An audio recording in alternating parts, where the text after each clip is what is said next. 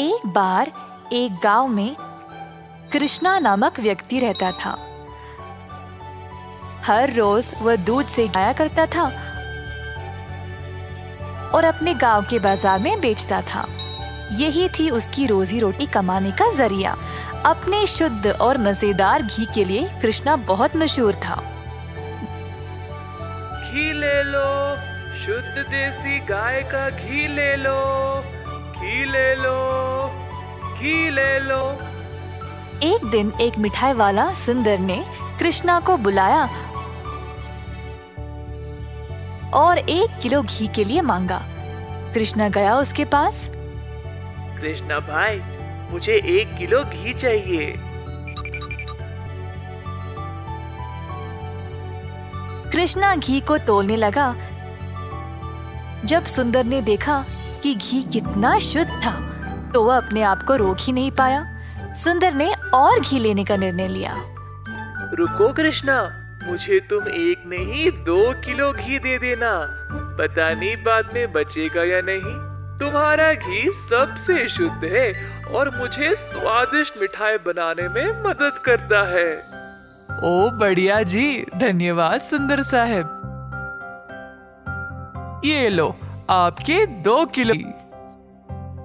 सुंदर ने खुशी से घी लिया और फिर दोनों अपने अपने रास्ते चले गए।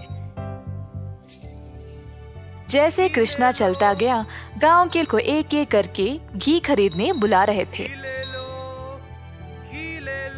दोपहर तक सारी घी बिक चुकी थी क्योंकि वो घी था ही इतना स्वादिष्ट। अपनी कमाई लेकर कृष्णा अपने भाई कुशल के पास दूध खरीदने गया ताकि वह अगले दिन के लिए और घी बना सके।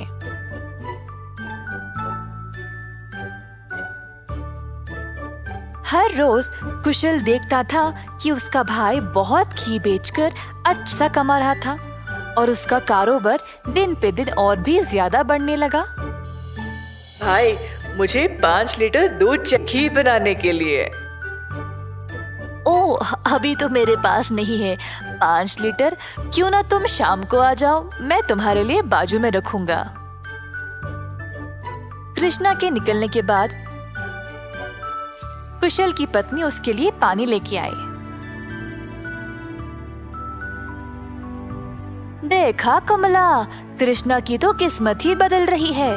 दोपहर में ही इसने सारी घी बेच डाली और दूध के लिए वापस आया था। आप तो सारा दूध इनको ही दे देते हो ना, क्यों ना इस बार आप दूध में थोड़ा सा पानी मिला के दो।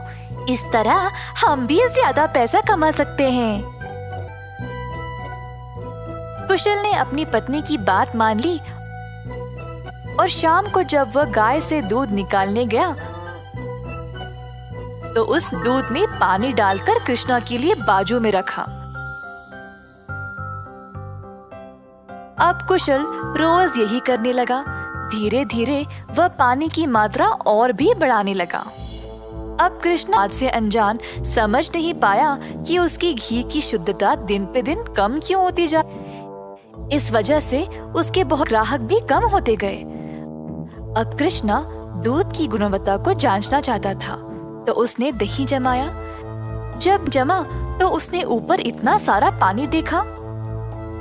शायद गाय की सेहत ठीक नहीं है, इसीलिए अच्छा दूध नहीं दे रही होगी। मैं कुशल को ये बात बोलता हूँ।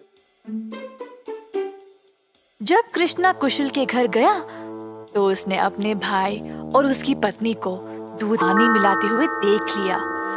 अब उसको समझ आ गया कि उसकी घी की शुद्धता इतनी कम क्यों हो गई थी।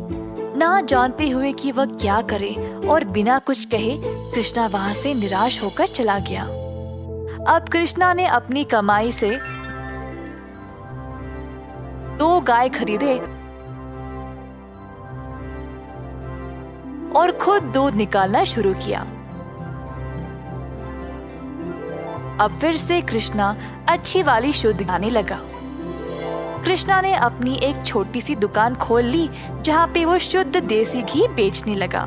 उसी समय सुंदर उसके पास आया और बोला, हाय कृष्णा, पिछले कुछ दिनों से घी कुछ ठीक नहीं है।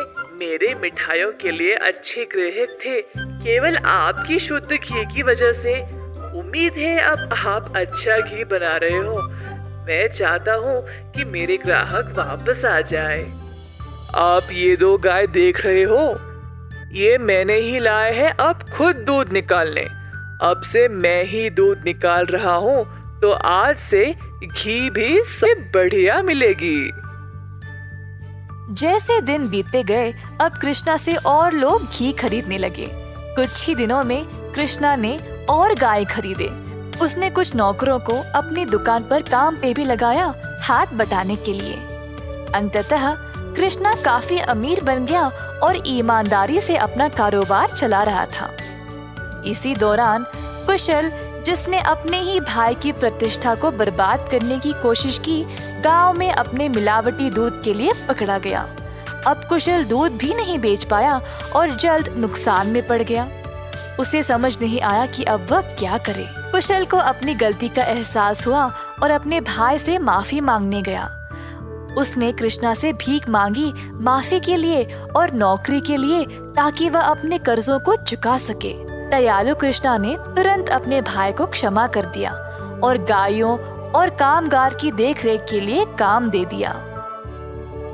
इस कहानी से हम ये सीखते हैं कि दिल से माफी मांगने वाले को माफ कर चाहिए और हमेशा एक